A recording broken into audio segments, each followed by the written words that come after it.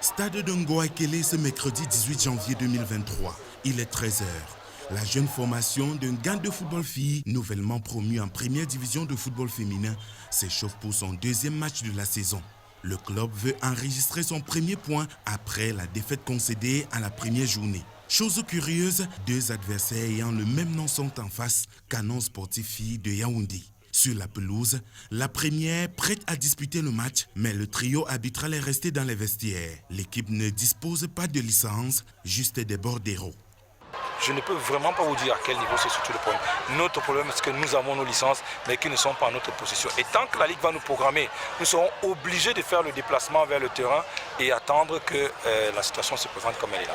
Il y a un problème certainement entre la Ligue et la Fédération. On ne peut pas les situer, puisque si la Ligue qui organise la compétition nous programme et que nous avons déposé nos dossiers en bonne et due forme et dans les délais, et que ces licences ont été même déjà pressées, mais on continue à ne pas nous les donner. Dimanche dernier, on nous a dit que le SG ne voulait pas, ou je ne sais pas comment, c'était retenu par le SG. On s'est dit que de lundi à mercredi, tous ces scénarios seraient faits. On est encore surpris qu'aujourd'hui, jusque-là, nos licences ne sont pas à notre portée. Et c'est ça certainement qui cause le manquement. La seconde équipe de Canon Filles est restée à la sortie des vestiaires. Celle-ci n'a que 4 licences et attend encore les autres licences de la fédération. Pour l'instant, nous disposons de 4 licences. Dû au fait que nous avons reçu le code d'enrôlement de licences dans la plateforme de la FIFA tardivement. C'était le 10 octobre, le 10 janvier 2023 notamment. Nous avons eu pratiquement 2 heures de temps, nous disons, au trop pour enrôler. Ce n'est pas possible, nous avons enrôlé une quinzaine de joueuses. Aujourd'hui, nous disposons de 4 licences. On ne peut pas jouer un match de football avec 4 licences. Dans tous les cas, même les joueuses qui ont été enrôlées par l'ex-président sont nos joueuses de Canon et feront partie de notre équipe. Donc, dans tous les cas, nous attendons au kick-off de la FECAFOOT pour que nous puissions jouer. Nos joueurs sont prêts depuis pratiquement 3 mois. Nous nous entraînons depuis pratiquement 3 mois. On n'a pas de problème à ce niveau-là. Nous allons jouer ce championnat et vous verrez ce que Canon est capable de faire. Après 15 minutes de prolongation de la séance d'échauffement, la 4e arbitre demande aux joueuses de regagner les vestiaires. Le match ne peut pas se disputer et dans le camp de gars de football filles, la température est normale. Lorsque vous venez sur un stade, vos adversaires sont là et qui n'ont pas de licence.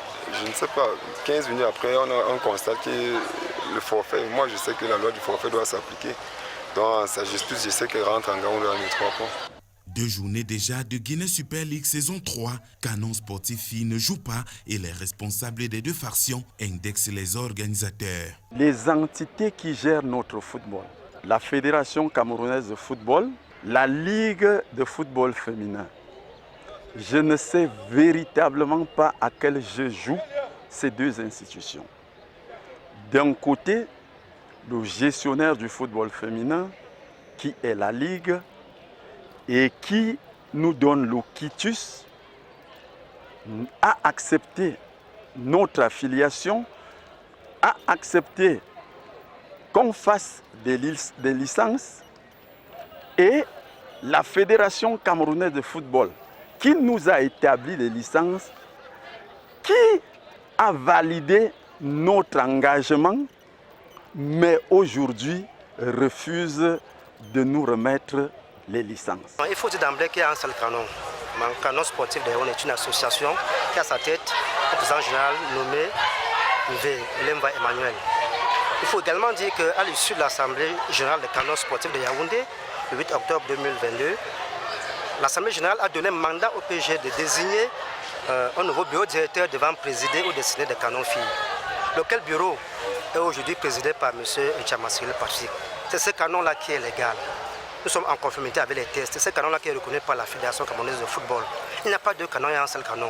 C'est un problème d'imposture. C'est les élites de la région du centre qui attirent l'attention du Conseil des sages que le mandat de l'ancien PG est échu et qu'il faille impérativement convoquer une assemblée générale pour que le canon soit dans les règles.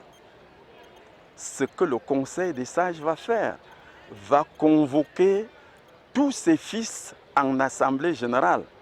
Curieusement, il manque l'ancien PG. Ils ont une autorisation à manifester. Et au cours de cette assemblée générale est élu le président Bala. Quelques jours plus tard, l'ancien président déçu va convoquer une deuxième assemblée. Le sous-préfet de Yaoundé Premier leur dit et leur donne un conseil. Je ne peux pas vous donner une autorisation pour une deuxième assemblée. Attaquez d'abord la première assemblée en nullité. Dès qu'elle est annulée, on va donc convoquer une deuxième assemblée. Pour une sortie de crise, nous nous sommes retrouvés chez l'un des piliers du canon, Mabouan Kessak. J'ai accepté prendre les 4 filles qui disposaient des licences de l'autre côté, les intégrer pour jouer avec le canon légitime. Et j'ai pensé que la crise était terminée, que non. Aujourd'hui, vous voyez, j'arrive au stade, curieusement, je trouve que l'autre canon est revenu. Au stade de Ngoïkele, le public venu suivre le match canon-fille contre un gars de football-fille est obligé de patienter 1h30 minutes pour regarder la seconde rencontre. La 3e journée est annoncée pour ce week-end. Canon-fille sera tête de la partie. Affaire à suivre.